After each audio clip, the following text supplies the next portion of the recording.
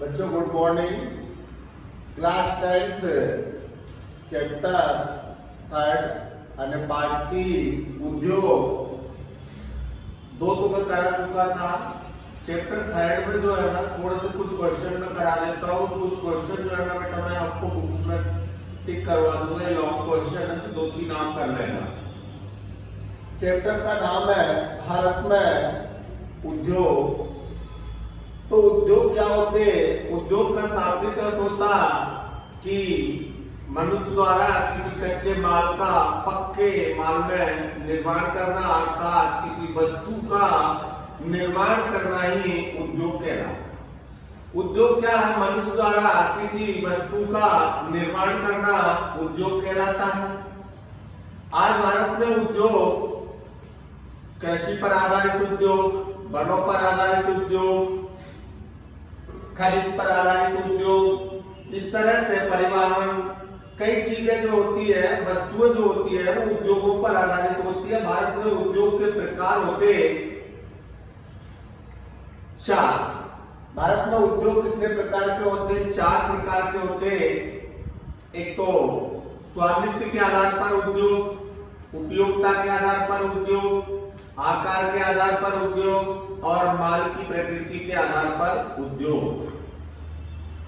तो यहां आपको पढ़ना पड़ेगा कि कृषि पर आधारित उद्योग, तो कृषि पर आधारित उद्योग एक तो चीनी उद्योग, कपास उद्योग, उसके बाद में बेटा कच्चे तेल पर आधारित उद्योग और गेहूं, चावल, मक्का आदि ये सब कच्चे माल पर आधारित उद्योग होते हैं।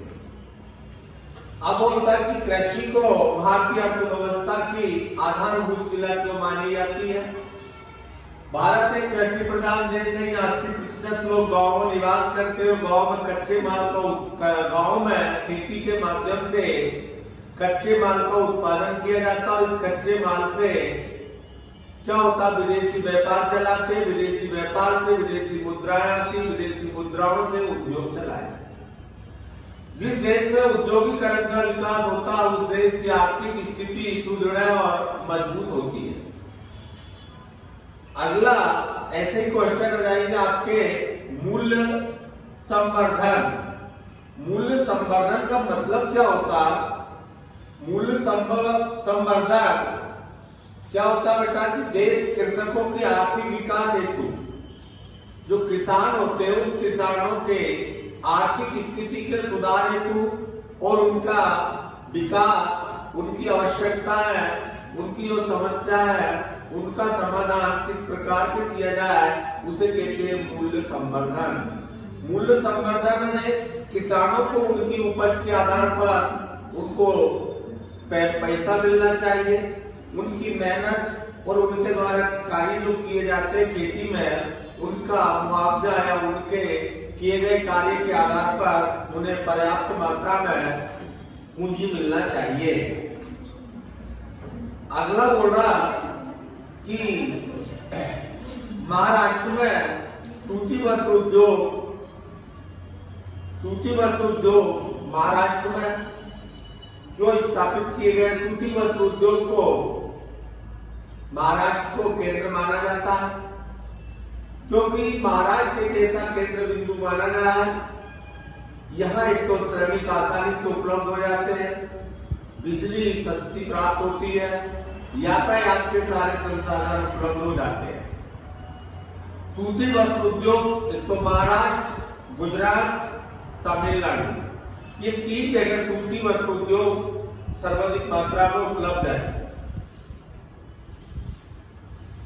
लोह इस्पात को कारखानों की रीढ़ की हड्डी क्यों माना जाता है?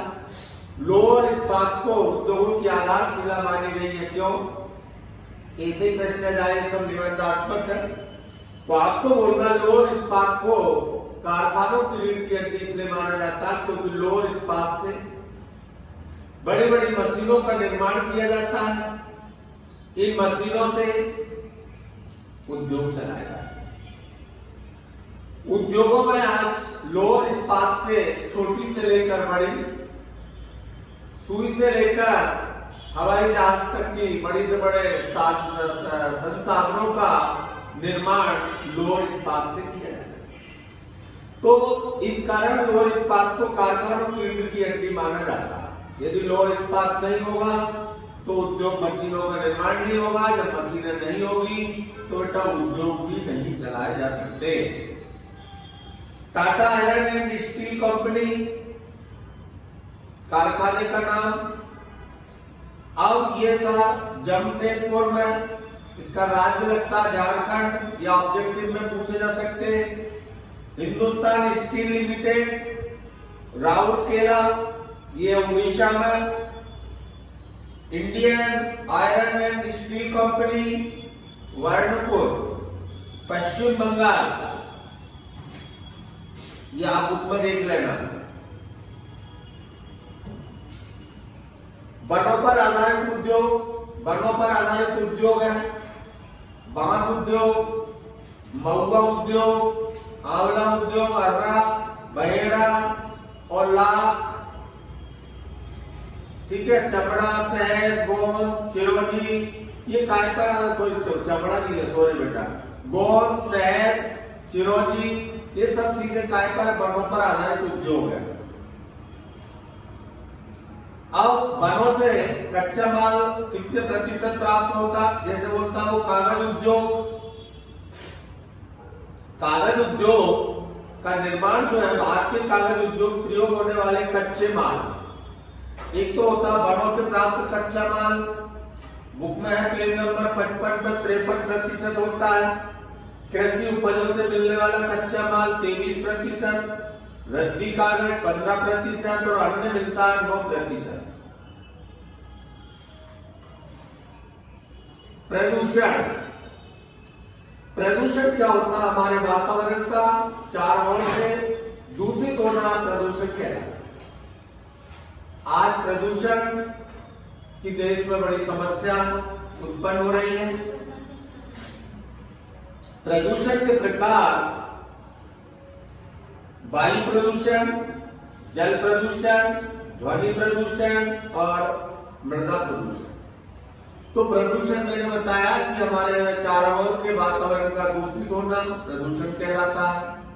प्रदूषण के प्रकार यदि कोई पूछ ले तो बोल देना जल प्रदूषण, ध्वनि प्रदूषण, मृदा प्रदूषण और वायु प्रदूषण। अब वायु प्रदूषण क्या है तो मन से लिखना, ये किसी का समझ लेना, बाकी आपको लिखना। हमारी वायु का दूषित होना वायु प्रदूषण कहलाता है। वायु प्रदूषण के कारण फैक्ट्रियों द्वारा निकाला गया धुआं, वाहनों द्वारा निकाला गया धुआं, जीव जंतुओं के दहन करने से हमारी वायु दूषित होती है। इसका क्या प्रभाव पड़ता है? मनुष्य को क्या समस्त जीव जंतुओं को श्वास लेने में तकलीफ होती है।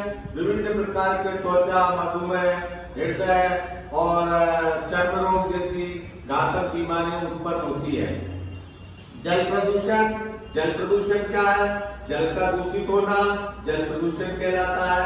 आज मनुष्य एक बुद्धिजीवी प्राणी है जो निरंतर अपने स्वार्थ के लिए जल का अनुचित उपयोग करता जा रहा है और अपशिष्ट पदार्थों को जल स्रोतों में बहा देता है या फेंक देता है। इसके कारण जल प्रदूषित होता है। जल प्रदूषण के निम्नलिखित कारण है। जीव जंतुओं को पानी में मिलाने से, रासायनिक दवाओं के छिड़काव, जल स्रोतों के पास रासायनिक दवाओं का छिड़काव करने से, रोगी व्यक्ति के मलमूत्र को पानी में बहा देने से, रोगी व्यक्तियों को पानी में मिलाने से जल प्रदूषण हो रहा है। ठीक है, इस तरह से आप भी कुछ कर लेना, सब मैं ही थोड़ी करने बैठूंगा। आप बोल रहा प्रदूषण का मानव जीवन पर क्या प्रभाव पड़ता है? अरे भैया, प्रदूषण केवल मानव जीवन के लिए नहीं बल्कि संपूर्ण जीव जगत के लिए हानिकारक सिद्ध होता है। आज हमारे देश के चारों दिशाओं में प्रदूषण की लहरें उत्पन्न हो रही है। जीव जंतुओं के जीवन पर सीधा हानिकारक प्रभाव पड़ रहा है, क्योंकि एक मनुष्य पर ही नहीं, मनुष्य के साथ कई जीव जंतु जुड़े हुए जो भी आज इस प्रदूषण के कारण अस्त व्यस्त होकर शारीरिक जैविक क्रियाओं पर सीधा उन पर हानिकारक प्रभाव प्रदूषण के कारण पड़ रहा है। प्रदूषण से शरीर पर कई हानिकारक बीमारियां होती हैं। वायु प्रदूषण से बेटा बताया था मैंने, श्वसन की क्रिया क्षति हो जाती है, दमा, निमोनिया, खांसी, कैंसर, मधुमेह रोग। फिर जब जल प्रदूषण का ही बताया था कौन कौन से रोग होते हैं, पेचिस होता है, अतिसार हो जाता है, टाइफाइड हो जाता है, चर्म रोग, खांसी। अब गंदगी से मच्छर, मक्खी और कीड़े मकोड़े हो जाते हैं हानिकारक। और ध्वनि प्रदूषण से कान के पर्दों पर सीधा इसका प्रभाव पड़ता है, जिससे व्यक्ति क्या होने लगता, अधिक शोर होने से बहरापन हो जाने लगता। जैसा प्रश्न होगा ना, जैसा प्रश्न का गाना वैसा आपका बजाना।